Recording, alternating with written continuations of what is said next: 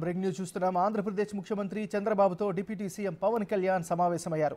రాష్ట్రంలో తాజా రాజకీయ పరిస్థితులపై ఇరువురు చర్చిస్తున్నట్లు తెలుస్తోంది. పవన్ తన ఛాంబర్లో తొలిసారి సమీక్షా సమావేశం నిర్వహించిన అనంతరం సీఎంను కలవడానికి వెళ్లారు.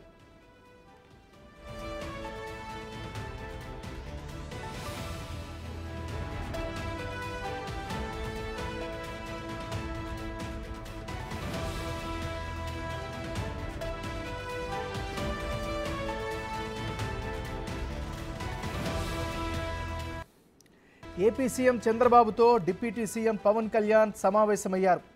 రాష్ట్రంలో తాజా రాజకీయ పరిస్థితులపై ఇరువురు చర్చిస్తున్నట్లు తెలుస్తోంది. పవన్ తన ఛాంబర్లో తొలిసారి సమీక్షా సమావేశం నిర్వహించిన అనంతరం సీఎంను కలవడానికి వెళ్లారు.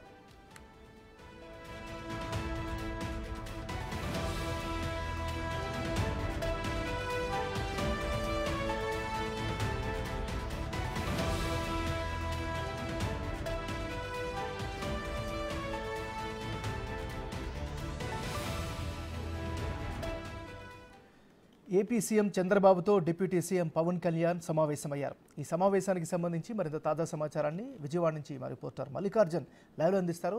మల్లికార్జున్, చెప్పండి, ఈ భేటీ యొక్క ముఖ్య ఉద్దేశం ఏంటి?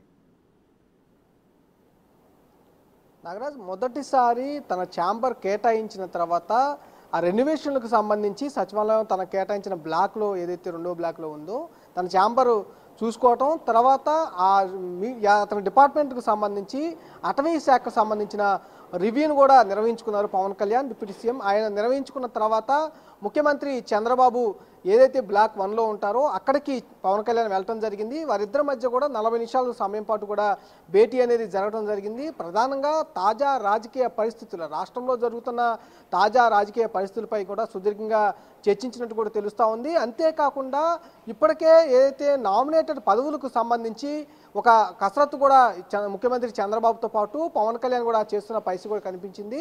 ఈ నేపథ్యంలోనే పార్టీలకు సంబంధించి రేషియోను కూడా ఇప్పటికే ప్రకటించడం జరిగింది. టీడీపీ పోటీ చేసిన స్థానాలు ఏవైతే ఉన్నాయో, గెలుపొందిన స్థానాలుగా ఉన్నాయో ఆ స్థానాల్లో కూడా జనసేనకు బీజేపీకి కూడా ఆ నియోజకవర్గాల్లో నామినేటెడ్ పదవులు ఇవ్వాలని కూడా నిర్ణయం తీసుకోవడం జరిగింది.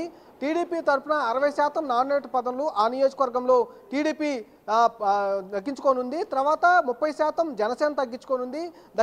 దాని తర్వాత 10% బీజేపీ దక్కించుకోనుంది. ఇట్లాగా 3 పార్టీలకు సంబంధించి జనసేన పోటీ చేసి గెలుపొందిన స్థానాల్లో మాత్రం జనసేనకు 60%, టీడీపీకి 30%, బీజేపీకి 10%, అలాగే బీజేపీ గెలుపొందిన స్థానాల్లో బీజేపీకి 60%, అట్లా జనసేనకు 10%, మళ్ళీ టీడీపీకి 30%, ఇలా రేషియోని పంచుకోవడం జరిగింది. దీనిపైన కూడా సుదీర్ఘంగా ఇరువురి మధ్య చర్చ జరిగినట్టు కూడా తెలుస్తూ ఉంది. నామినేటెడ్ పదవులకు సంబంధించిన అంశాలపైన కూడా సుదీర్ఘంగా చర్చ జరగడంతో పాటు తాజా రాజకీయ పరిస్థితులకు సంబంధించి దాదాపుగా 40 నిమిషాల మధ్య కూడా భేటీ అనేది కొనసాగడం జరిగింది. కొద్దిసేపటి క్రితమే భేటీ ముగిసి పవన్ కళ్యాణ్ కూడా ఇక్కడి నుంచి కింద పార్టీ ఆఫీస్కి వెళ్ళిపోవడం కూడా జరిగింది. నాగరాజ్, ఇరు పార్టీల కార్యకర్తలు కానీ లీడర్స్ కానీ వాళ్ళ వెర్షన్ ఏంటి మరి?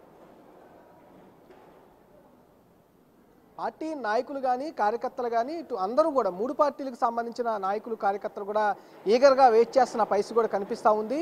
నామినేట్ పదవులకు సంబంధించి ఈగర్గా వెయిట్ చేస్తూ ఉన్నారు. అన్ని పార్టీలకు సంబంధించి పార్టీల్లో ఎవరైతే క్రియాశీలకంగా పనిచేసిన కార్యకర్తలు నాయకులకు కూడా అన్యాయం చేయమంటూ కూడా ఇటు 3 పార్టీ నేతలు కూడా ఇప్పటికే చెప్పడం జరిగింది. కంపల్సరిగా నాయకులు కార్యకర్తలు అందరినీ మేము ఎవరైతే పనిచేశారో వాళ్ళకు సంబంధించిన డేటా మా దగ్గర ఉంది. ఇప్పటికే వాళ్ళకి సంబంధించిన డేటాతో పాటు వారిపైన నమోదైన కేసుల లిస్టును కూడా పార్టీ ఆఫీసులు తెప్పించుకున్న పని కూడా కనిపిస్తూ ఉంది. మరో కొన్ని రోజుల్లో కూడా నామినేట్ పదవుల్ని భర్తీ చేస్తామని ఇప్పటికే చంద్రబాబు కానీ పవన్ కళ్యాణ్ కానీ ప్రకటించడం జరిగింది. ఈ నేపథ్యంలోనే ఈగర్గా అయితే టీడీపీ నాయకులు కానీ ఇటు జనసేన నాయకులు కానీ అలాగే బీజేపీ నాయకులు కానీ నామినేటెడ్ పదవులపై కూడా ఎదురు చూస్తున్న పరిస్థితి కూడా కనిపిస్తూ ఉంది. నాగరాజ్.